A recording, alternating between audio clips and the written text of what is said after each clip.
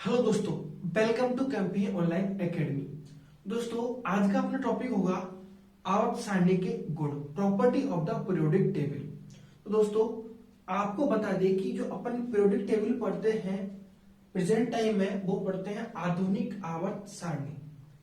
ये आवर्त सारणी परमाणु क्रमांक पर आधारित है, जिसको मोजले ने दिया था 1913 में। ठीक है, तो जो अपनी आवर्त सारणी है, तो इसको प्रॉपर्टी को पढ़ने से पहले इसकी कुछ इंपॉर्टेंट चीजें बता देता हूं। पहली इंपॉर्टेंट चीज है जो मौजले पर आधारित अपन आवर्त सारणी पढ़ते हैं, जो कि 1913 में इन्होंने दी थी। इस आवर्त सारणी को परमाणु क्रमांक पर आधारित है। ठीक है, तीसरा क्या है, इसमें 4 ब्लॉक हैं। 4 ब्लॉक है। ये 4 ब्लॉक कौन कौन से हैं, आप इनसे सब परिचित होंगे, लेकिन मैं आपको बता देता हूं। पहला है एस ब्लॉक, दूसरा है पी ब्लॉक, तीसरा है डी ब्लॉक,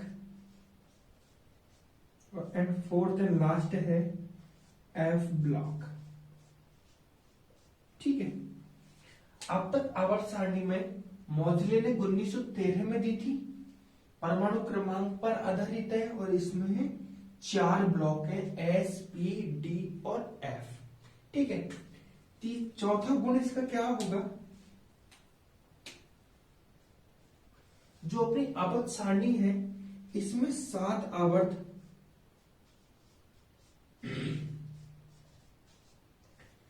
व 18 वर्ग, ये इसको ऑब्लिक अपन बोल सकते हैं शंकु। इसमें 7 तो आवर्त है और 18 वर्ग है मोजले की आवर्त सारणी में। अपना मेन टॉपिक तो होगा आवर्त सारणी के गुण, property of the periodic table. लेकिन इसको पढ़ने से पहले अपन ये तो पढ़े कौन सी वाली आवर्त सारणी की प्रॉपर्टी अपन पढ़ेंगे।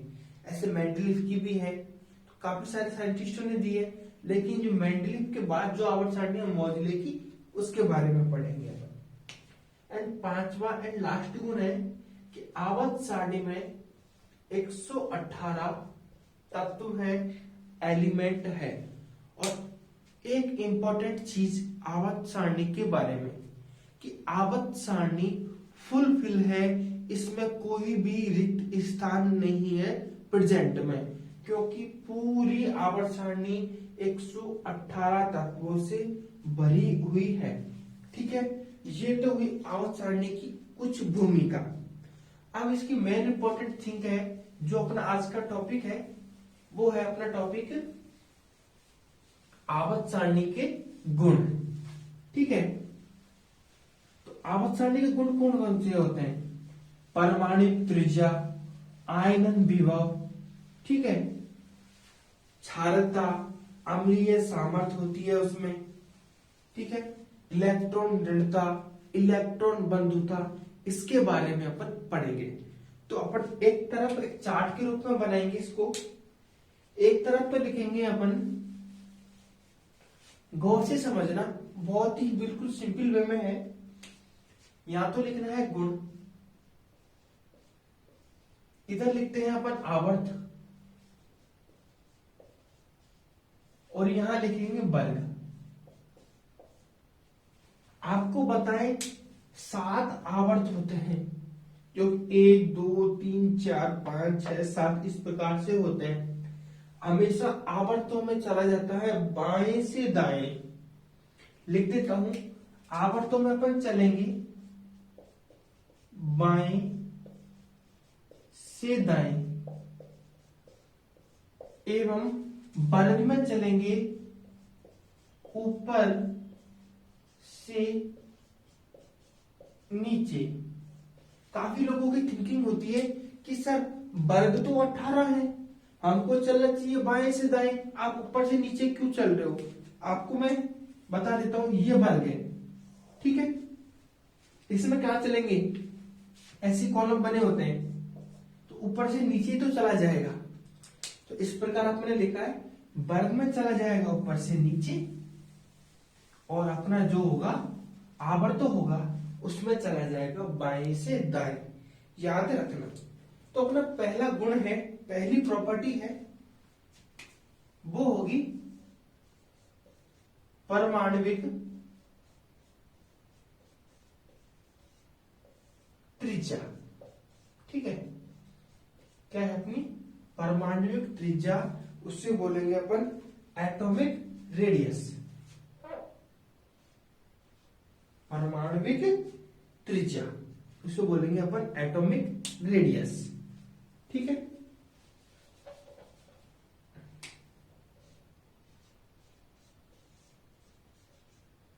ठीक है, एटॉमिक रेडियस। तो आपको पता है आवर्त सारणी में बाएं से दाएं चलने पर एटॉमिक रेडियस हमेशा की तरह क्या होती है, घटती है। एटॉमिक त्रिज्या पर क्या प्रभाव पड़ेगा, आवर्त सारणी में बाएं से दाएं चलने पर एटॉमिक त्रिज्या घटेगी सॉरी, और वर्ग में एटॉमिक त्रिज्या पर क्या प्रभाव पड़ेगा, ये होगी बढ़ेगी। समझ में आई? अपन देखेंगे कि जो एटॉमिक रेडियस है आवर्त सारणी में बाएं से दाएं चलेंगे तो हमेशा एटॉमिक रेडियस घटेगी, डिक्रीज होगी, और ऊपर से नीचे चलेंगे तो एटॉमिक रेडियस हमेशा हर एलिमेंट की एटॉमिक रेडियस बढ़ेगी, ये याद रखना, ठीक है। अब दूसरा पढ़ते हैं अपन, वो होगा अपना कि इनकी अम्लीयता और क्षारीयता पर क्या फर्क पड़ेगा। तो पहला तो पढ़ते हैं अम्लीयता।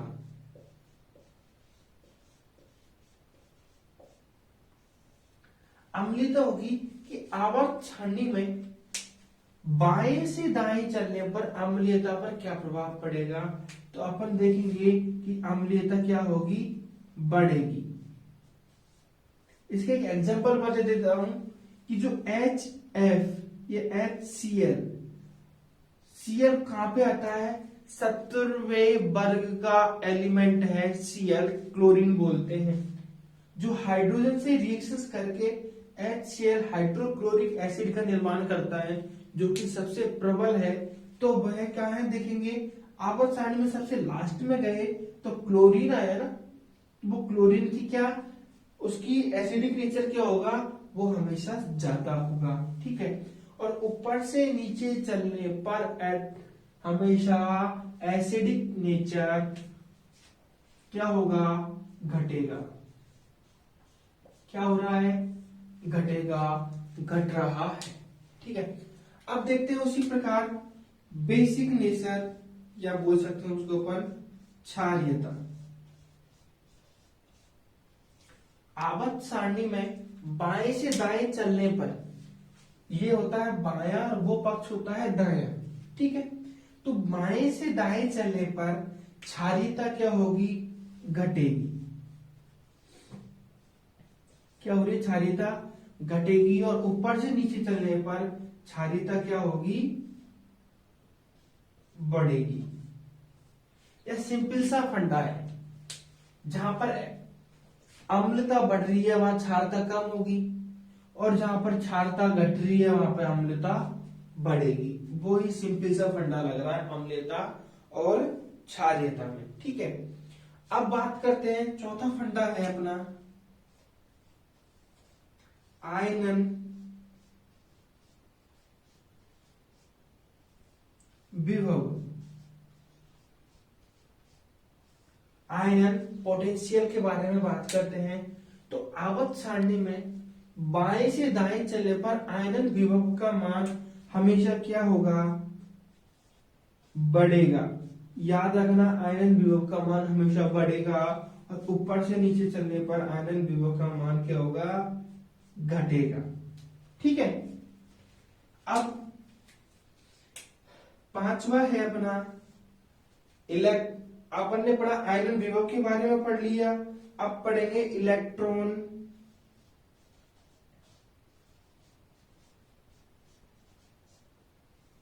बंधुता।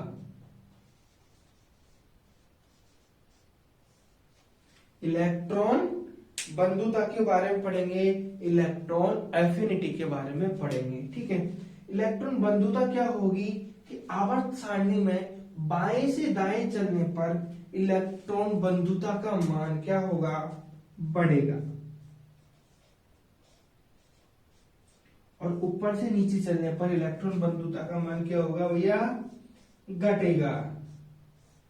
ठीक है, ये आपको परमाणु त्रिज्या, अम्लता, क्षारीयता, आयनन विभव, इलेक्ट्रॉन बंधुता एक चार्ट के फॉर्म में बना रहे हैं ना, तो बिल्कुल याद करने में बिल्कुल इजी रहेगी। यदि अपन इसको बाय थ्योरेटिकल लिखते लाइन बाय लाइन तो शायद मेरे हिसाब से इसको पढ़ने में थोड़ी सी कठिनाई होती, थोड़ा सा अपन को अजीब सा लगता। बिल्कुल परमाणु त्रिज्या कैसे होगी, बाएं से दाएं चलने पर घटती है। तो डायरेक्ट क्वेश्चन उठते हैं यहाँ से। अब आने वाली कुछ एनटीपीसी के एग्जाम आने वाली है, पटवार की एग्जाम आने वाली है, उनमें डायरेक्ट क्वेश्चन उठेंगे यहाँ से कि बताइए कि एक आवर्त में बाएं से दाएं चलने पर, ठीक है, इलेक्ट्रॉन बंधुता या इलेक्ट्रॉन ऋणता या बोल सकते हैं आयनन विभव या क्षारीयता पर क्या प्रभाव पड़ता है। ऑप्शन दे देंगे, घटेगी, बढ़ेगी, स्थिर रहेगी या नॉन ऑफ दीज, इनमें से कुछ नहीं। तो इस प्रकार से आपको ऑप्शन देखने को मिलेंगे। ठीक है, ये तो हुई अपने कितने 5 पॉइंट। 2-3 पॉइंट और है, उनके बारे में और अपन देखते हैं। छठा पॉइंट क्या कहता है अपना, छठा पॉइंट है अपना विद्युत ऋणता।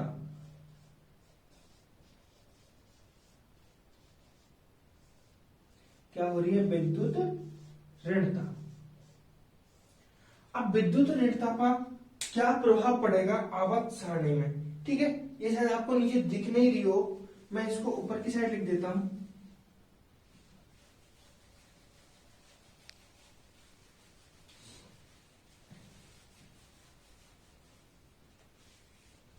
जो अपना छठा पॉइंट है वो है विद्युत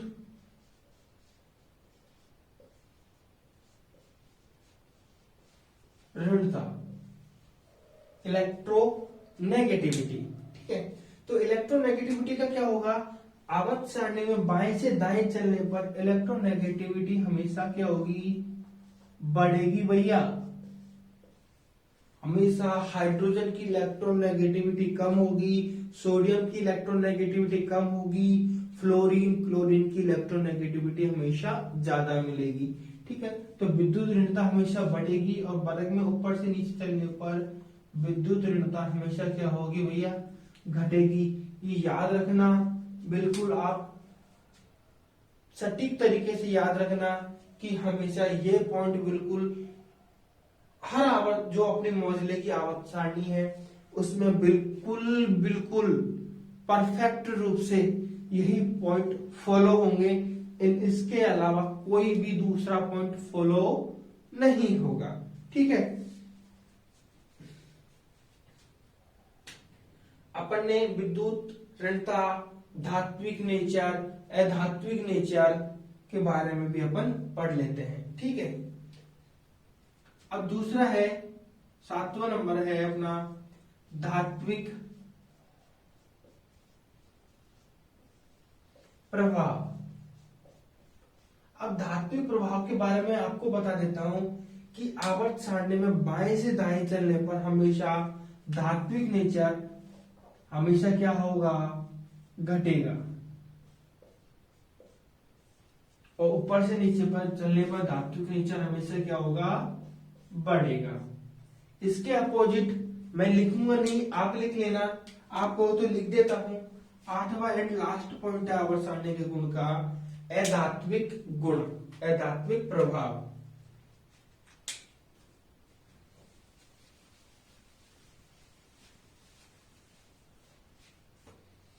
आठवां कौन सा है, अधात्विक प्रभाव।